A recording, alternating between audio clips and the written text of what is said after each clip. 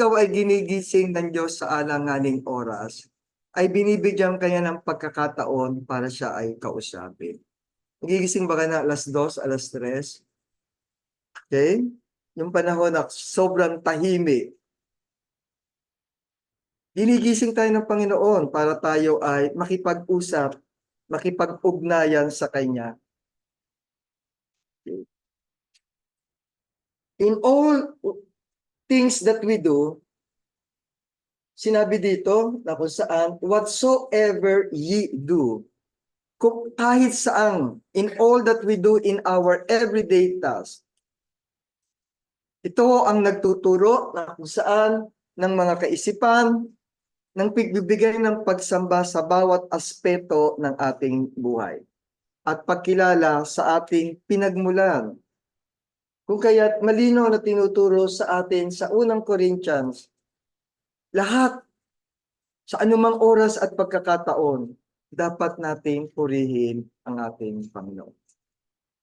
Ano pa po yung dahilan why we are here in this world? Tinuturo sa banal na kasulatan na dapat tayo makipag-reconcile sa Kanya. At ito'y makikita natin sa Gawa 17:30. Ang mga panahon ng kahangalan ay pinalipas na nga ng Diyos, dadapot ngayon pinag-uutos siya sa mga tao na mangagsisi silang lahat sa lahat ng dako. Binigay na sa atin noong mga nakaraang panahon na kung saan ay pinahintulutan na ng Diyos ang mga tao na mamuhay sa iba't ibang mga kasalanan. Ngunit ngayon ay malinaw na ipinapakita ng banal na kasulatan na pinag-uutos ng Diyos sa lahat ng mga tao saan man sila naroroon na mangagsisi.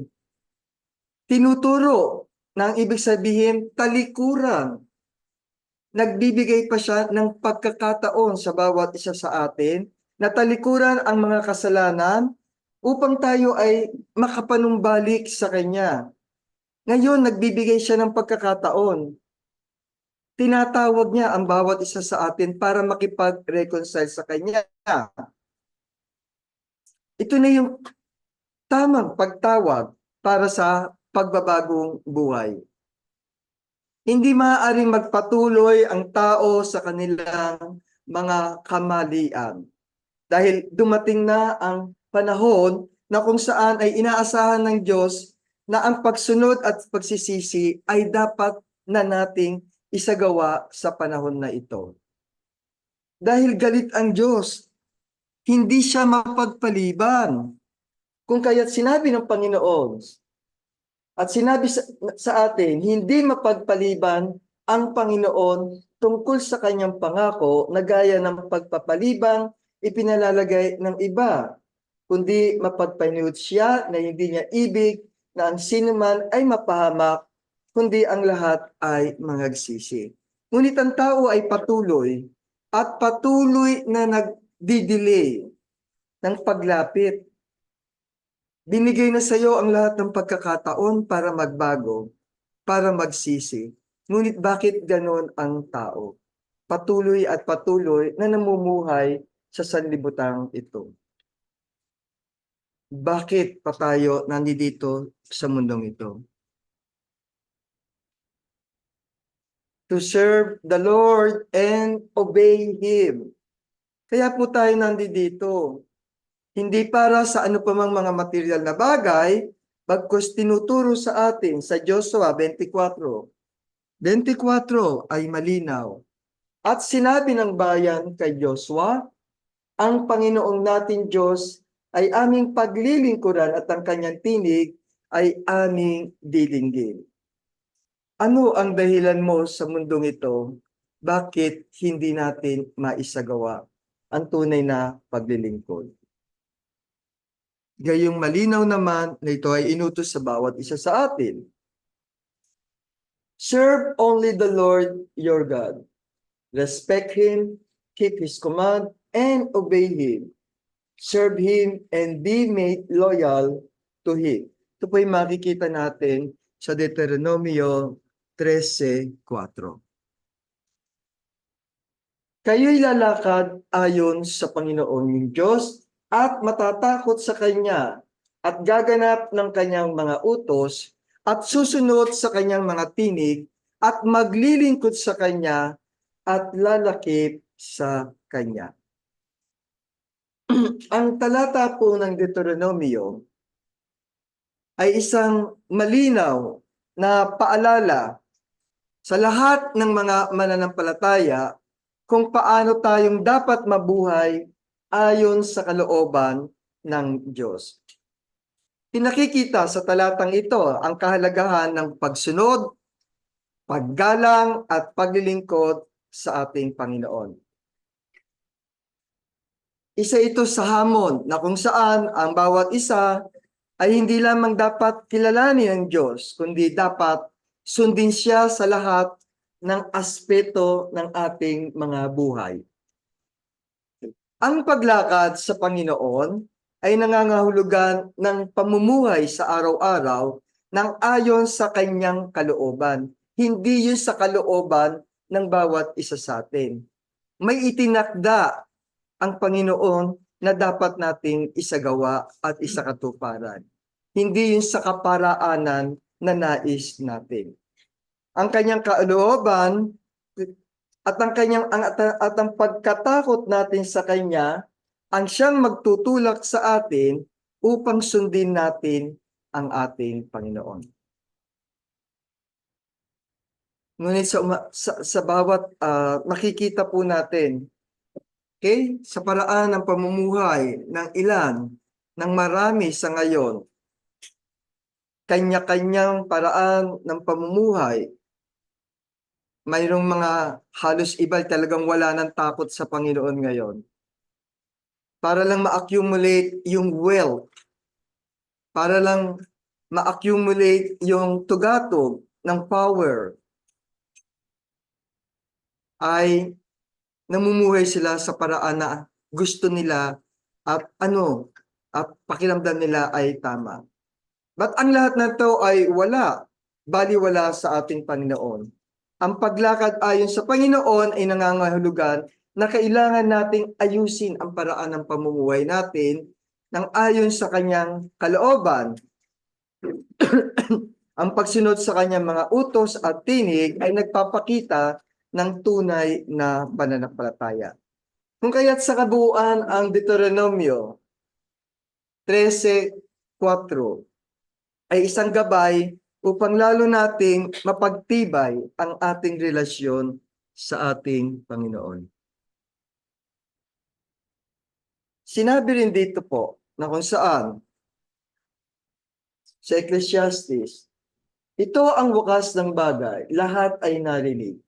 Ikaw ay matakot sa Diyos at sundin mo ang Kanyang mga utos, sapagkat ito ang buong katungkulan ng mga tao. Sa patuloy po at bilang kadagdagan, sinabi rin po, okay, itong awit 84 Gs ay may kinalaman doon sa mga anak ni Kore. Okay, yung mga anak ni Kore ay isang pangkat ng mga Levita na naglilingkod doon sa templo. Sila yung mga mang-aawit sa panahon na iyon. At sa talatang ito ay ipinapahayag na ang kanilang matinding pananabik sa presensya ng Diyos ay kaysa sila ay maging mabuhay sa mundong ginagalawan ng kasamaan, ay mas higit at pipiliin nila ang tumahan sa mga tolda, ang maging tagapagtanod kaysa tumahan sa mga tolda ng kasamaan. Dito ay pinapakita ng mga anak ni Kore, okay, na kahit sa simpleng paraan ng pamumuhay, basta't sila ay makasunod sa pinag-uutos at tagubili ng ating Panginoon, ay kaya nilang talikuran ang anumang kamunduhan, ang mga maling paraan ng pamumuhay. Pinakikita rito na kung saan ang kanilang pagpapahalaga sa pananatili sa presensya ng Diyos kahit sa pinakamababang tungkulin na ginagawa ng mga anak ni Kore. At ang ikaapat na dahilan kung bakit tayo nandito sa mundong ito ay upang ihanda ang ating mga sarili para sa eternity. We must prepare ourselves for eternity. Dito sinasabi na kung saan ang tao daw ay destined to die once na makikita natin sa Hebreo 9:27. At kung paano itinakda sa mga tao ang mamatay na minsan at pagkatapos nito ay ang paghuhukom. Kung hindi natin ihanda ang ating mga sarili sa ngayon, saan tayo pupunta? Isa ito sa dahilan kung bakit tayo ngayon ay narito, nag-aaralan, nagpapatibayan, nakikinig ng mga salita ng Panginoon upang magamit natin na gabay sa ating pamumuhay upang ihanda ang ating mga sarili para sa isang paglalakbay ng ating tatahakin pagkatapos ng ating mga kamatayan. Hindi tayo nakakaalam kung kailan ang ating kamatayan, anumang oras. Ngunit kapag tayo ay nalilito at pagkat tayo ay mas pinipili, binibigyang halaga at binibigyang panahon, mas matimbang ang inilalagi natin sa mga kamunduhan at kaligayahan o kayamanan o kasikatan dito sa mundong ito, lahat ng ito ay walang silbi sa harapan ng ating Panginoon. Bakit po?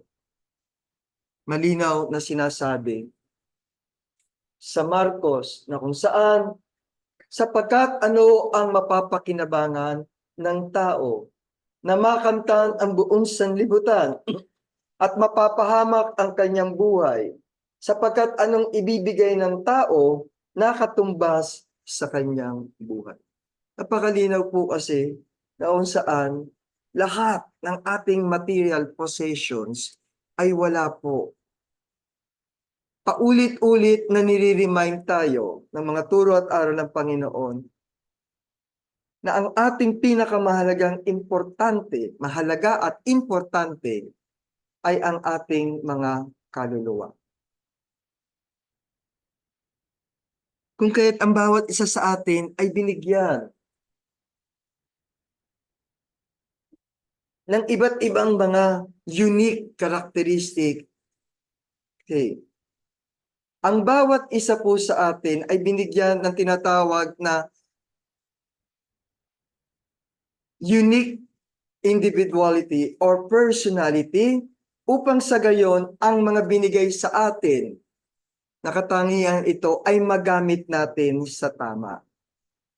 Nilikha ng Diyos na may pagka-espesyal ang bawat isa sa atin upang tuparin ang isang tiyak na layunin natin dito sa mundo.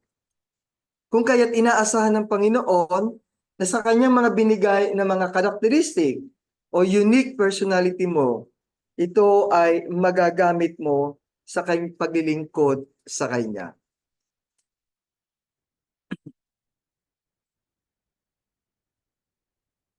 Ang tanging paraan lamang na kung saan ay magasagawa natin yung apat na tinuran ko pong dahilan kung bakit tayo naririto ay upang pagtibayin ang ating relasyon sa ating Panginoon. Huwag mong subukang gamitin ang Diyos para sa iyong layunin. Bagkus, ipagamit mo ang iyong sarili para sa Diyos. Hindi tayo. Ikaw ay isang biyaya na kung saan ay maaaring magamit para maging halimbawa sa bawat isa. Ngunit kung ikaw ay magpapakita na ikaw ay nasa loob ng sanlibutan, paano kang magiging biyaya sa paningin ng iba? Bilang isang Kristiyano, nagpapakita ka ng mga kilos, nagpapakita ka ng mga gawain. Okay? Sa loob na isang sanlibutan. Paano ka magiging isang liwanag para sa ibang tao? Ang iyong mga kilos ay may kapangyarihan na lubos na magbigay ng biyaya sa buhay ng iyong pamilya, ng iyong mga kaibigan, at ng mga taong nasa iyong paligid. Kung susundan natin ang mga yapak ng ating Panginoong Kristo sa pamamagitan ng paglilingkod at pagpapakita ng kabutihan sa iba, iniiwan mo ang iyong marka at ginagawa mong mas mabuti ang mundong ginagalawan natin. Kung kaya't huwag niyong kalimutan o huwag niyong baliwalain kung ano man ang potensyal na mayroon kayo bilang isang mabuting Kristiyano. Ang tanging layunin natin sa mundong ito ay ang lumago ang ating espiritual na kalagayan at makipag-ugnayan ng mas mataas sa mas may mataas na kapangyarihan, ang ating Panginoon. Mawawala tayo sa mundong ito, ngunit ang ating relasyon sa ating Panginoon ang siyang magbibigay ng kasagutan para sa ating eternal life. Mabuhay ng may saysay sa pamamagitan ng paggamit ng ating mga natutunan sa pakikinig ng mga salita ng ating Panginoon. Tayo ay biyaya at biyaya para sa iba. Kung kaya't ang layunin natin sa mundong ito ay hindi lamang para sa ating sarili. Ang layunin natin sa mundong ito ay ang mga tinurang kung paano natin i-glorify ang ating Panginoon at ihahanda ang ating mga sarili upang makamit natin ang tunay na pagpapala, our life, na kung saan ay pinangako sa atin ng ating Panginoon ang buhay na walang hanggan. Sana po'y magsilbing itong paalala na tayo ay pansamantala lamang sa mundong ito. Ang ating inaalagaan, ang ating kaluluwa na mapalapit sa ating Panginoon. Magandang umaga po sa inyo.